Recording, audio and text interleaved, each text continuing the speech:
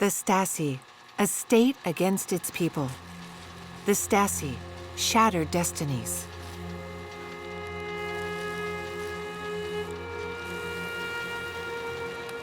East Berlin, 2 months after the fall of the wall. At the headquarters of the Ministry of State Secretary, the shredders are running at full speed. The agents of the Stasi, the East German political police, are destroying their files. For 40 years, they have spied, manipulated, and imprisoned their own people in order to allow the Communist Party to remain in power. But Judgment Day has come.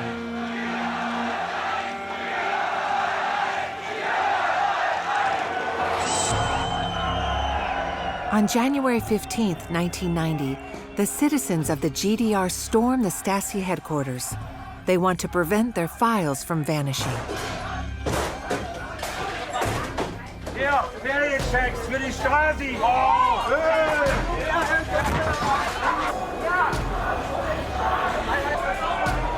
Machen die Beweismittel!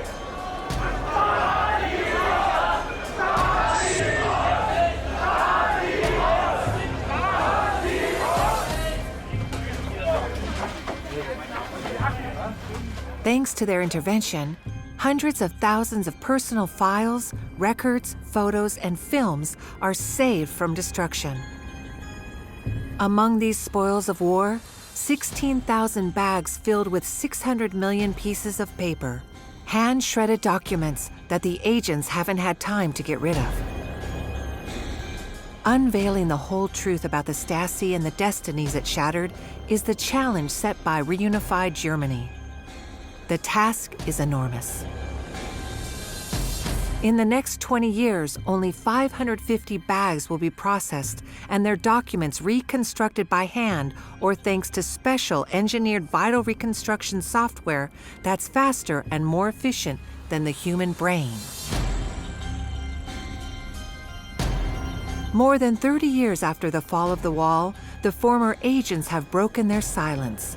Their testimonies, compared with those of the victims, and the revelations from the archives now shed new light on the Stasi and the dictatorship it protected.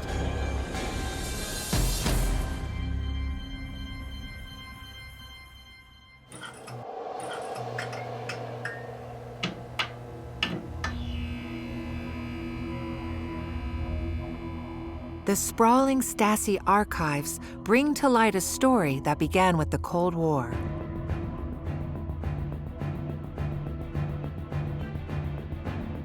(1949). At the end of the Second World War, 2 German states were born. In the West, the Americans, the English, and the French validated the creation of the Federal Republic of Germany, or FRG, endowed with a parliamentary democracy. In the East, in the Soviet occupation zone, Stalin set up the GDR, the German Democratic Republic, and imposed on it the dictatorship of the proletariat. Wir haben bei den Entwürfen zur sozialistischen Stadt die Ratschläge berücksichtigt, die uns Genosse Stalin gab. Led by the SED, the Unified Communist Party, the GDR was modeled on its Soviet big brother.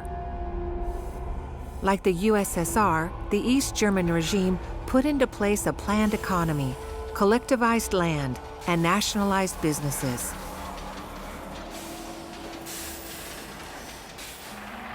It also recruited its citizens from the age of 6 into the party's organization through the Pioneers and the FDG, or Freie Deutsche Jungen, the Socialist Youth.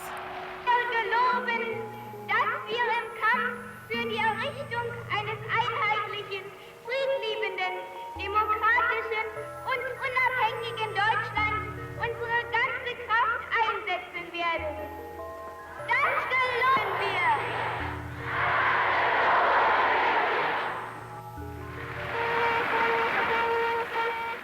Military training for children was provided in scout camps, and when children were divided into the good guys and the bad guys to do exercises, the bad guys were always West Berliners. To catch one, you had to shout, "Stop!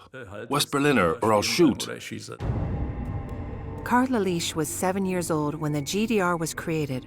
Between 1949 and 1961, Germans were allowed to travel between East and West and went to West Berlin, landlocked in the middle of the GDR. This openness quickly triggered a rivalry between the two systems. When we went to West Berlin, life was in color. West Berlin was the showcase of the Western world. There were freedoms and consumer goods that us Easterners could only dream about. It was very attractive, and at the same time, it showed us that something was wrong in the GDR. Was heißt Massensport? Alle sollen mitmachen. Und so turnten dann 400 Einwohner Leipzigs gemeinsam mit Walter Ulbricht.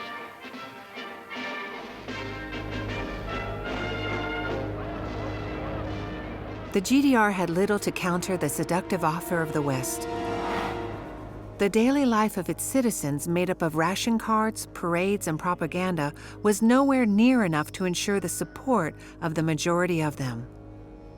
The German communists knew that in order to stay in power, they needed to make use of control and repression.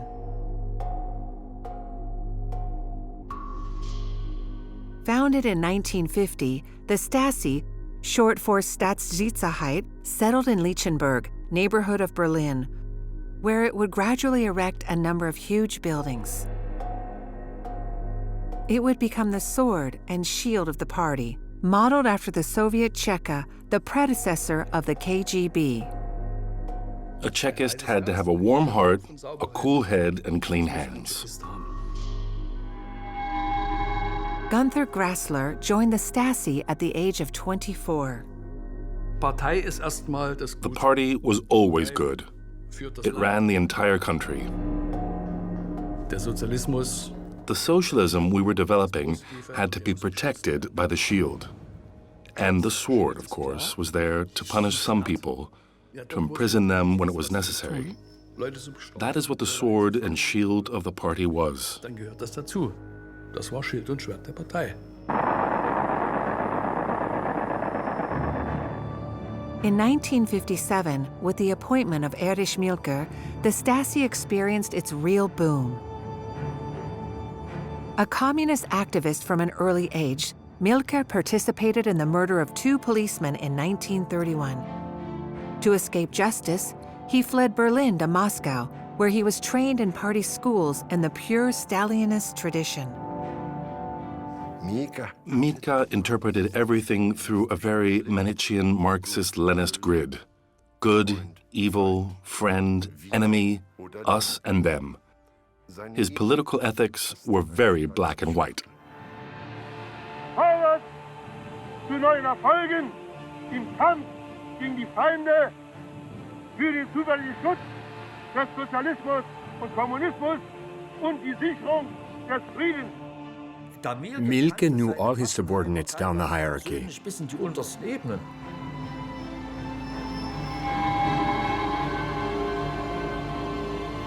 He was a very dangerous man. Erich Mielke was a psychopath. Erich Mielke was a small, pugilistic man, obsessed with guns, paranoid. Cynical and dogmatic, Erich Mielke was the ideal man to make the Stasi a tool of repression and control. His obsession? The fight against what he called politisch-ideologische Division, the political ideological division, or PID in the jargon of the Stasi. Wenn ein sozialistischer A whole generation of socialists were taught to become modest and enthusiastic. gelernt hat, bescheiden und begeistert zu sein, And all of a sudden, you had the uncle from the West who came in with his big Mercedes, the trunk full of oranges and bananas. eine Kiste Orangen und Bananen dabei He also showed photos of his last vacation in Italy. vom Urlaub in Italien. That was ideological diversion. It aroused more desire for middle-class consumerism than to immerse oneself in the study of Marx and Engels. Rock and roll, blue jeans, long hair. In Milker's eyes, any deviation from the socialist norm was suspect, including possession of a Bible. And it was better to be safe than sorry.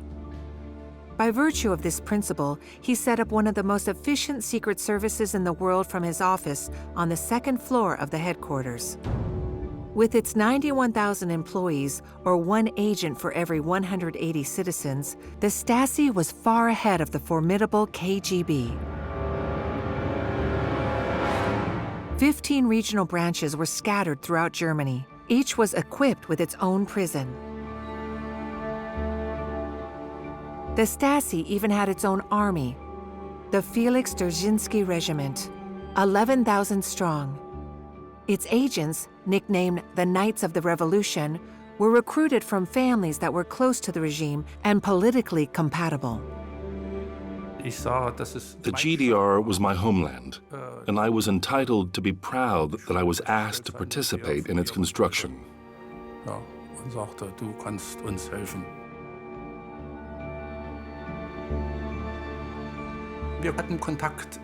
We had family in the West, an aunt and my grandmother.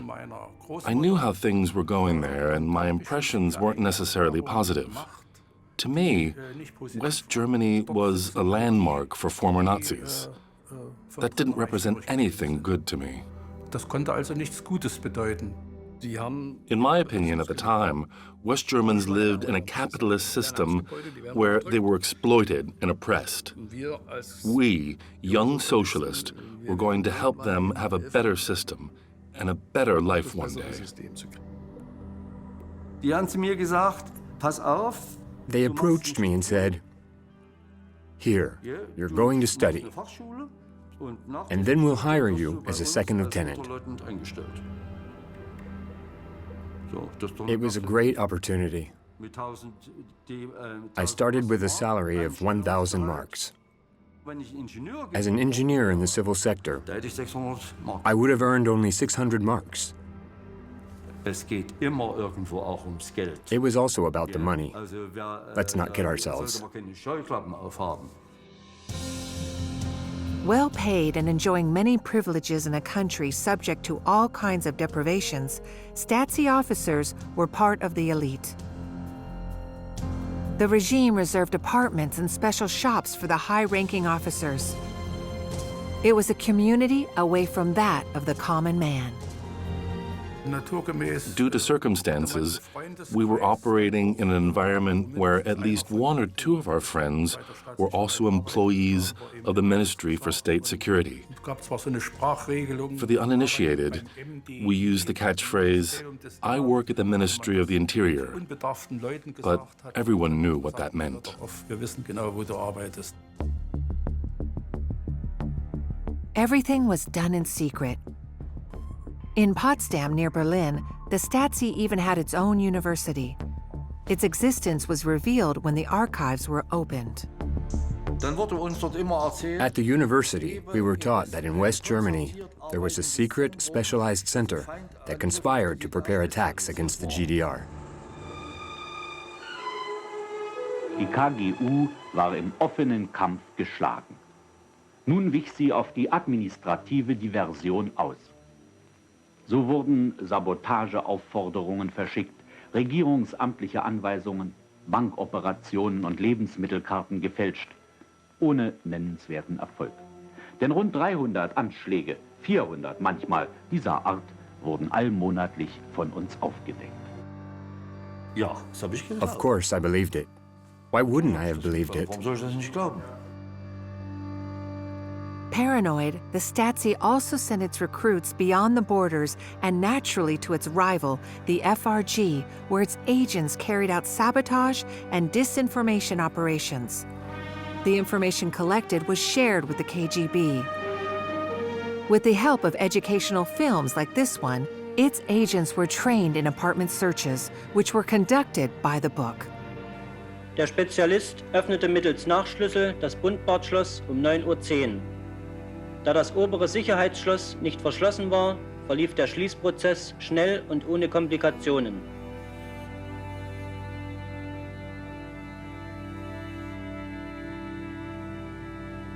Die Mitarbeiter begannen mit der Durchsuchung des Wohnzimmers und fertigten, wie auch in den anderen Zimmern, zuerst Übersichtsaufnahmen mit einer Polaroid-Kamera.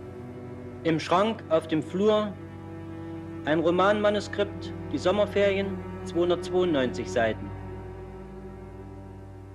We learned the ropes, how to wiretap people, how to interrogate them, and we learned how to treat informants. To keep its citizens under control, the Stasi set up a vast network of amateur spies recruited from the population.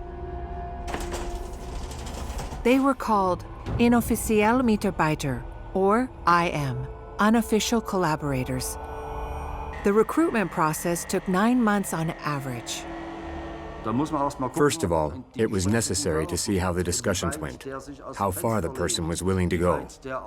It was only afterwards that we decided whether to make them an unofficial collaborator or not. Many people, especially from the economic sector, volunteered to become IM.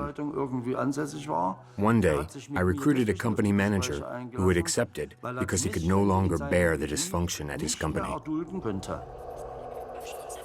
IM were volunteers, friends, co-workers, and even family members of the suspect.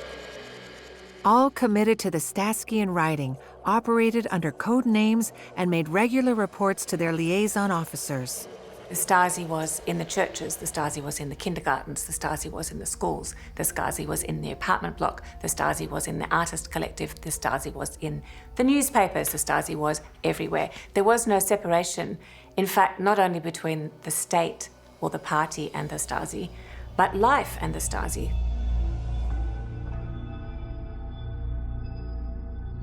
In the archives, IM files were recognizable by their orange cover. The reconstruction of the archives revealed the existence of recruits with disturbing profiles. Behind the code names Sternberg and Erwin Moore were actually former SS. Among them, Josef Stednik, a former guard at the Auschwitz concentration camp. A discovery that undermined the myth of an anti-fascist East Germany, as opposed to the FRG, accused of being more lenient with former Nazis. Ignoring its own principles, the Stasi expanded its grip on its population. The presence of the Stasi was felt in everyday life. People were arrested regularly. The Stasi relied on intimidation, and it was intentional on the part of the regime to make it known to the people. They wanted to create an atmosphere of fear. Despite its best efforts, the regime was unable to stop its population from escaping. By 1961, 3 million citizens of the GDR had already left for the West. As a result, the party made a radical decision. 13th of August 1961, a wall of East German police stands at the Brandenburg Gate. All communication between the eastern sector and those of the west has been cut as though by a knife. On August 13th, the GDR closed the borders with its neighbor and built a wall through the city of Berlin that it called Antifaschistischer Schutzwall, or Anti-Fascist Protection Rampart. I thought it was a good decision, and I wasn't the only one who thought so.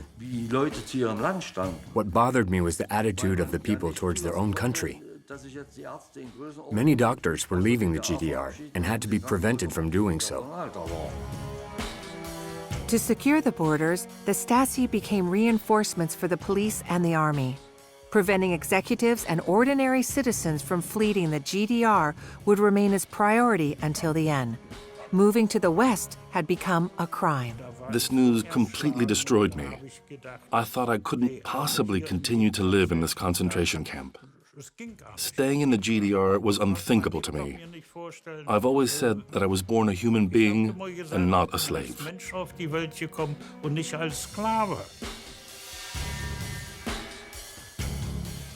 Manfred was 18 years old when he decided to flee to the West. His file, found in the archives, details his downward spiral in over 2,000 pages. The denunciation by an unofficial collaborator. His attempt to flee by car, and finally his arrest on the highway. While in custody in a Stasi prison, Manfred discovered the methods of the secret services for the first time. They shined 2 lamps in your face and yelled at you. Springer, you're state enemy number 1. Staatsfeind Nummer 1. Oder wieder ein Offizier mich anschrie. Springer, bisher dachten wir, Sie sind... Another Stasi officer told me, Springer, we thought you were just an ordinary citizen, but now we know who you really are. A criminal. Subjekten wie Sie es sind, müsste man in eine Kuhle, also in ein Loch... You know what we should do to guys like you? We should put them in a hole and shit on them up to their necks. Manfred spent 2 months in Stasi jails before appearing in court. Accused of attempted flight and terrorism, he was sentenced to 4 years in prison after a public trial intended to deter citizens from fleeing.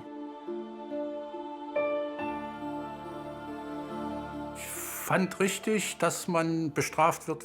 thought it was entirely normal to punish someone who violated the law. And I thought that regardless of what the crime was, when it's forbidden to flee the German Democratic Republic, the sanction is justified.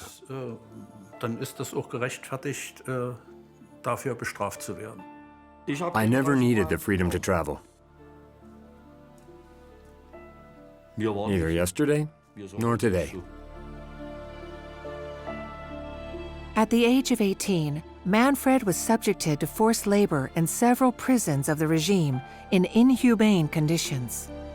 Dann habe ich dort wegen Sauerstoffmangel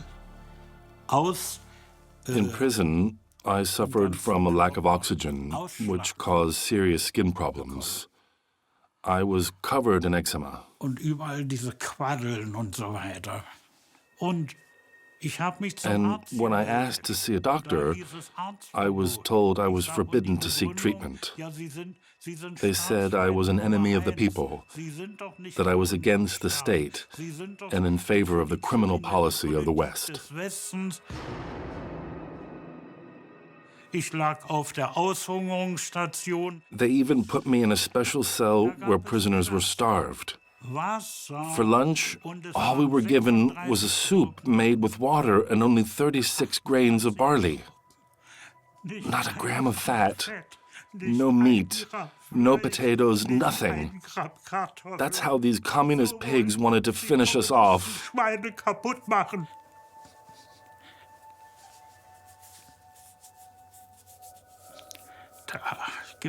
I can't get over all of this. Da gibt's keinen Abstand. I really can't get over all of this. Das ist das. In the 50s and 60s, violence, kidnapping, and political murders were committed to keep 16 million citizens on a leash. But there was worse. Virtual reconstruction had uncovered the details of a top-secret contingency plan. Directive 167. It was a plan to imprison and isolate some 80,000 people considered dangerous by the regime in just 24 hours. Es war alles vorbereitet, die Orte waren klar, es war Stacheldraht, es waren Betten. Everything was ready. The internment camps were defined in advance. The barbed wire was laid, the beds were prepared. They also knew who was going to monitor these camps. And above all, they had predetermined which people they wanted to lock up. Each of them had a file. Even the names of the arresting officers had been established. In these personal files, the smallest detail was recorded, up to the presence of a doorbell at the front door. Updated every year, Directive 167 was the ultimate weapon of the Stasi. In the event of a crisis, it had to protect the party from its own people. Wenn heute unsere Arbeit als erfolgreich eingeschätzt wurde, so ist das in erster Linie Ausdruck dafür, alles in unseren Kräften Stehende zu tun, um die Deutsche Demokratische Republik gegen alle Anschläge und Machenschaften unserer Feinde jederzeit zuverlässig zu schützen. Rewarded for his services, the head of the Stasi rose through the ranks and became a member of the Politburo, the country's highest political authority. In 1971, the new secretary of the Communist Party was Erich Honecker.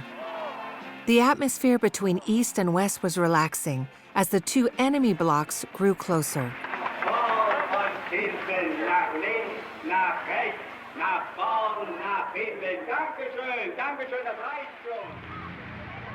Within the Stasi, panic set in.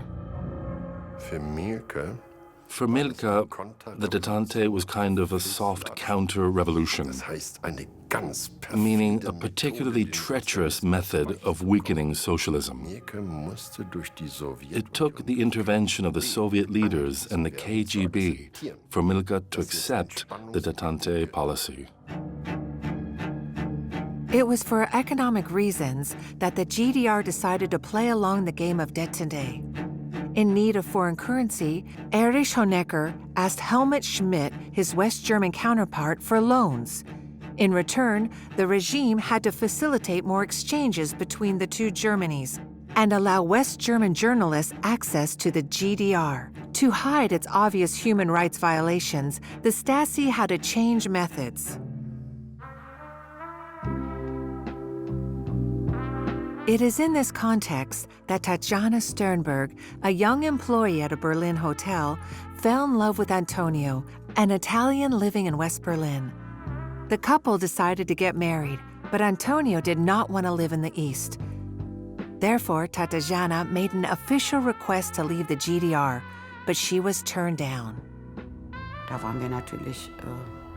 It frustrated us so much that I ended up saying something like, well, we'll just have to find another way. That was enough to put the Stasi on notice.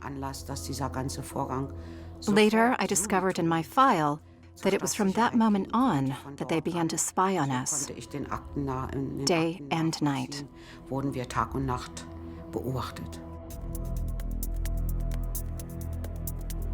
The case of the hotel employee suspected of attempting to flee became what the Stasi called Operativa Vorgang, a monitoring operation. Retrieved from the archives, her file reveals the steps of a relentless surveillance. Here are some observation photos taken in front of my house.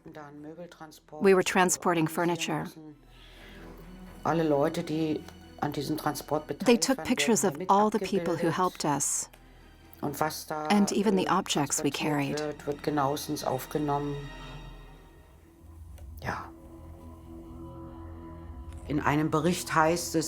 In a report about me, I read the following. The person tailed just paid a 32 Mark and 33 Pfennig electricity bill. That means that people from the Stasi or their informants were right behind me in line when I paid my bill.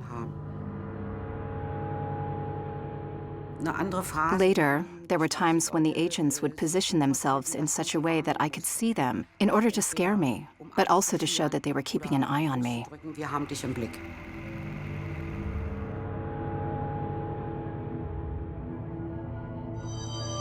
Photos were taken using concealed devices.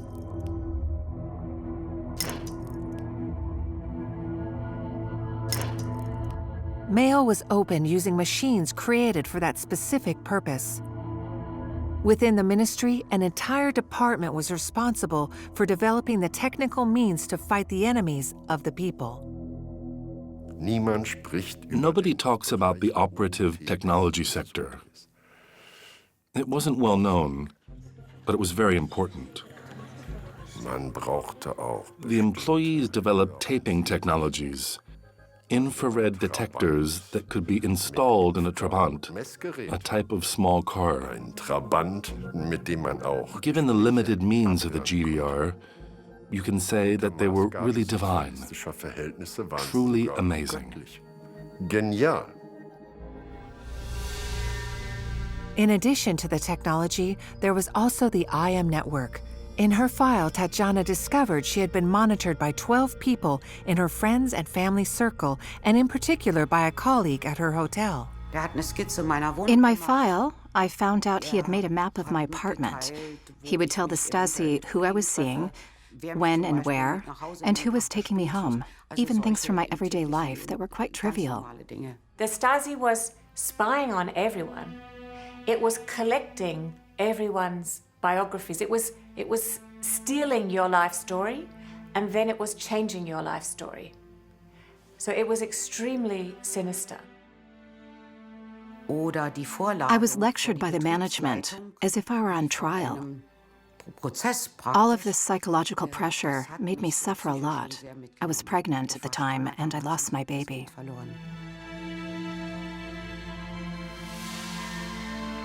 The map drawn up by her colleague was used by the Stasi in Tatjana's arrest.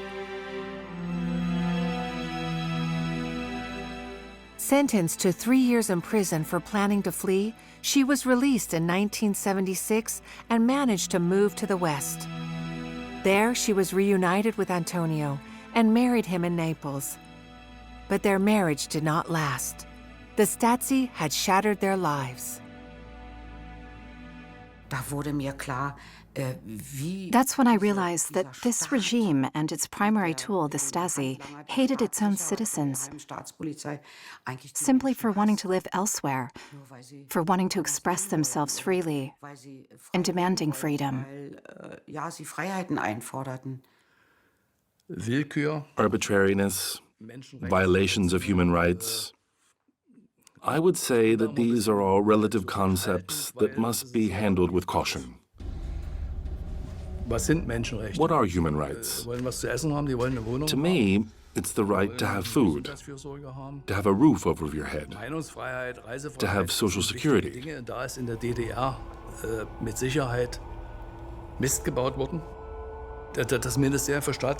Freedom of opinion and freedom to travel are important, and you can say that they were mismanaged in the GDR.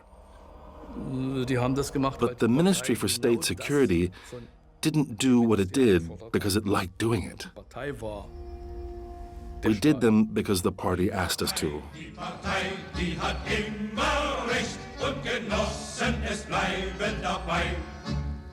Denn wer kämpft für das Recht, der hat immer Recht gegen Lüge und Ausbeuterei. In the mid-1970s, encouraged by promises of political détente, the first movements of dissent emerged in the GDR. Notably in the university city of Jena, where Siegfried Reiprich studied history.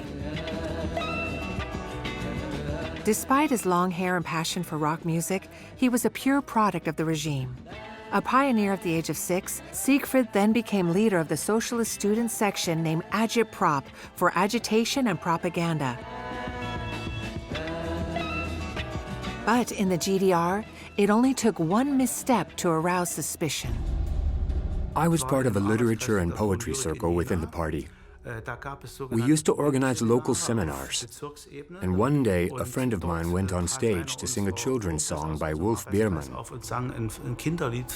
It caused a scandal, because in the GDR, Biermann was an enemy of the people. A critic of the regime, Wolf Biermann was one of the few artists to perform in West Germany.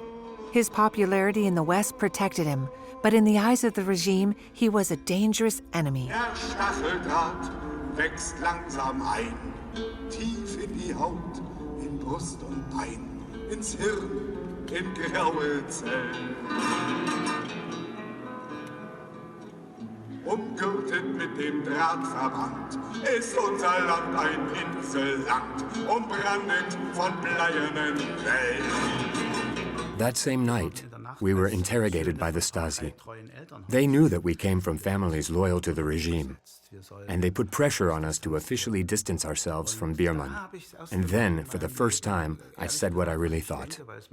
What were they going to do, shoot me? Stalin was long dead. I never understood at the time why people were tarnishing the image of their country by criticizing it in the West. It was something I couldn't stand.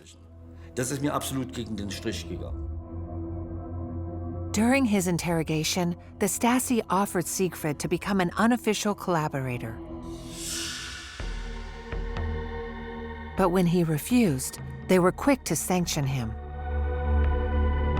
At the age of 21, Siegfried was expelled from university.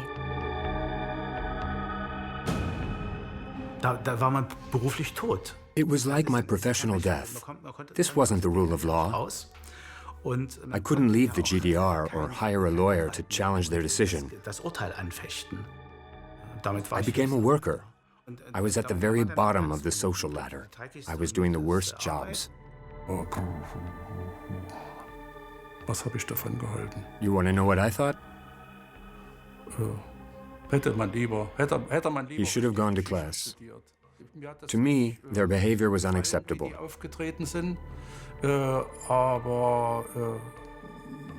I believe that everyone is responsible for their own destiny, and one must assume the consequences of their actions.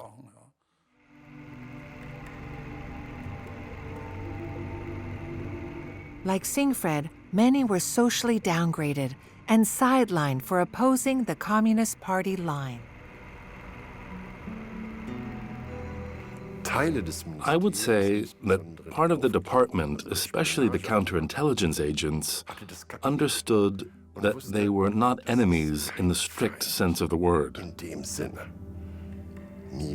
But Milk didn't care. To him, they were against the decisions of the party. Therefore, they were enemies, ideological opponents. The former pioneer and socialist militant then became an object of surveillance by the secret services. The 3,000 pages of his file revealed the importance that the Stasi had attached to him. His mail was systematically opened. Unofficial collaborators reported his every move to their liaison officers. But the Stasi didn't just gather information about Siegfried and his wife. It put pressure on the couple with particularly treacherous techniques. Whenever we would get home, we immediately felt that someone had been there. The door was open, the light was on, and the radio was playing. It happened several times. My wife used to wash up in a small room overlooking a garden. She regularly saw a guy there dressed as a jogger who was spying on her, hiding behind a bush. All of this is in our Stasi file. I'm not making anything up. The couple was victim of what the Stasi called Zersetzung, or psychological breakdown. A sneaky method of torture elevated to the rank of a science by the secret services. You take the principles of psychology, a science that's supposed to contribute to the personal development of an individual, and flip them around to obtain the opposite, namely the destruction of the personality. The techniques of psychological breakdown were taught at the Stasi University. This discipline even had its own chair. The reconstruction of the archives has given rise to theses written by doctoral candidates. Agents used them to develop destabilizing techniques. Some examples are very famous. Stasi officers broke into apartments, moved objects, or stole only the colored tea towels, leaving the others. And of course, if you tell a psychiatrist that people broke into your house to steal your tea towels, they'll think you're crazy. The goal was, of course, to discredit individuals within their groups. When they said that people had broken into their homes to move tea towels, they were thought to be crazy.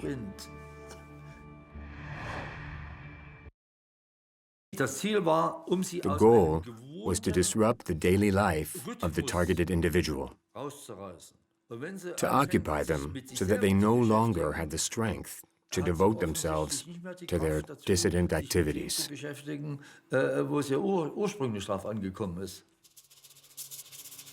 The imperceptible technique didn't replace the strong arm method. In Jena, Stasi agents went on the offense and arrested dissidents. To his surprise, Siegfried was spared. The Stasi had other plans for him. He was to become the centerpiece of a plot to destroy the unity of his group.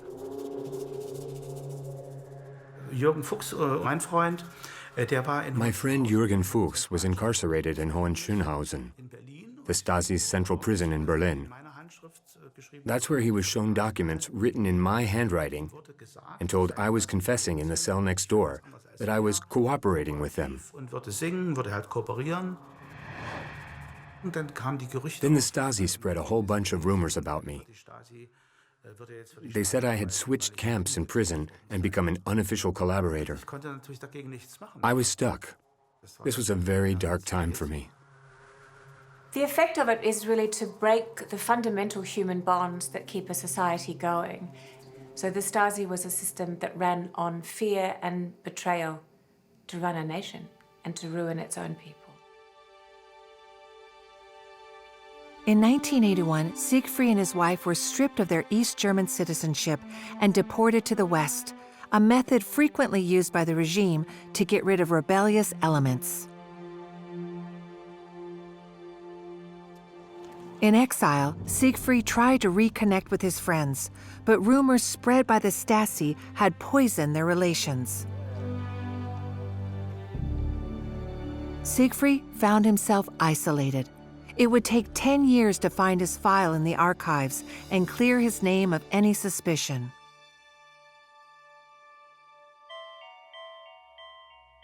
Psychological breakdown, surveillance, arrests. In the 1980s, the system of repression was at its peak.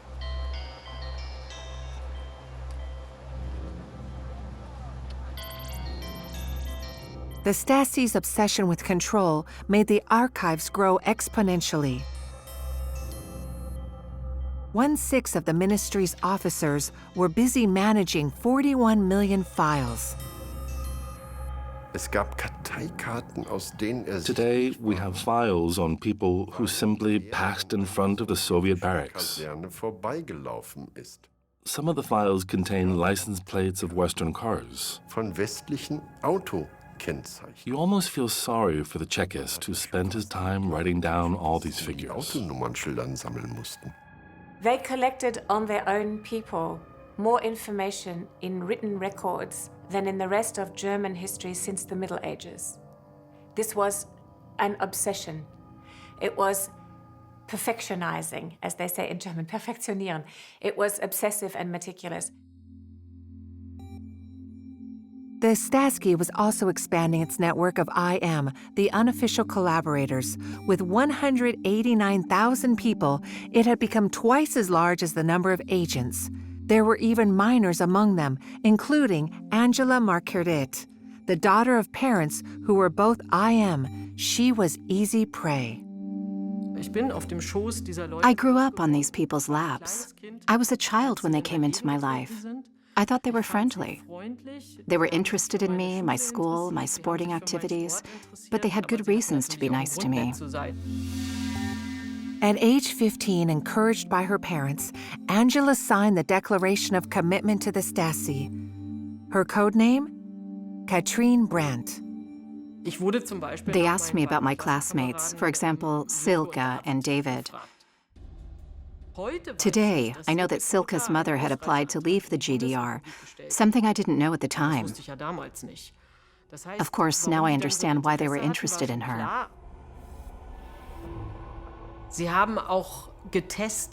They also tested how far they could go with me. I remember my parents asking me to write a report about David. I'm not proud of that. I was told to do it, so I did. The Stasi tested Angela because it was preparing the next generation.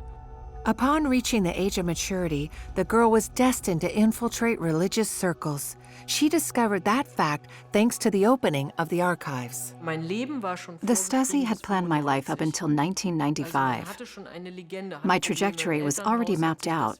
I had to join a religious group. In my file, it was written that I would go to study theology, and once my studies were over, I would be operational. The archives revealed that some 1,300 minors were recruited in the schoolyards.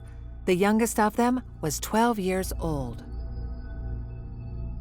But just as Angela was signing her commitment to the Stasi, a massive political earthquake took place. On March 11, 1985, in Moscow, Mikhail Gorbachev was appointed General Secretary of the party. Aware of the enormous economic and political difficulties the communist world was facing, Gorbachev launched several reforms. In the Eastern Bloc, his projects triggered a genuine Gorby mania that left no one unaffected, not even Stasi agents. I was an unconditional admirer of his policies. I read everything he wrote. I even obtained his texts illegally. I admired him because he gave the impression that change was possible.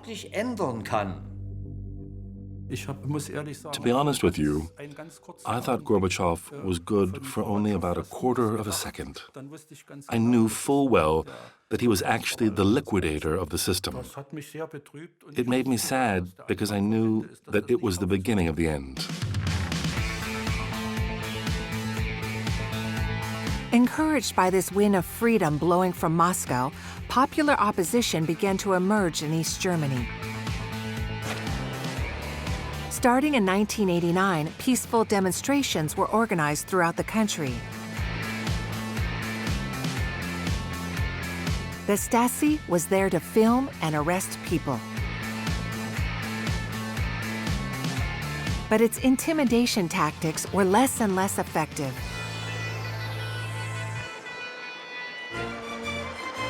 It was in this deleterious atmosphere that the GDR celebrated its 40th anniversary on October 7, 1989, in the presence of Mikhail Gorbachev. This official footage showed everyone smiling.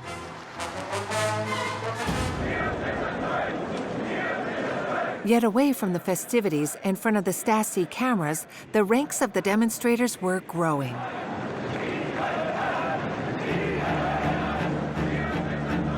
Spoiling the GDR's anniversary was the ultimate affront. The next day at the Ministry for State Secretary, the situation was critical. For Milke, it was time to take out their secret weapon. Directive 167, put into place since the 1960s. The head of the Stasi even obtained Honecker's support. But in the face of these fathers and mothers who walked quietly with their children, Directive 167 deflated like a balloon.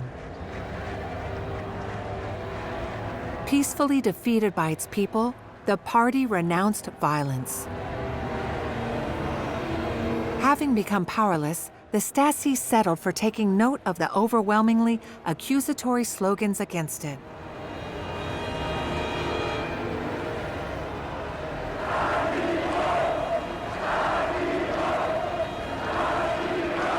Aware that the tide had turned, some of these departments were already destroying their most compromising archives.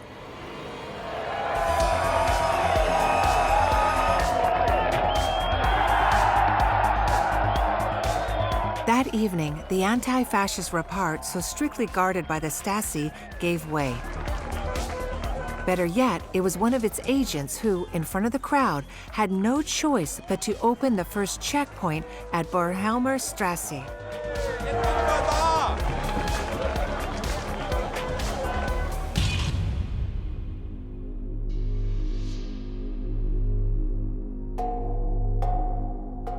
Da saßen die Leute zur Angst We were all petrified with fear, in den Dienstobjekten, sitting in the dark in our offices with the curtains drawn, hoping that nothing would happen to us. dass ja nichts passiert.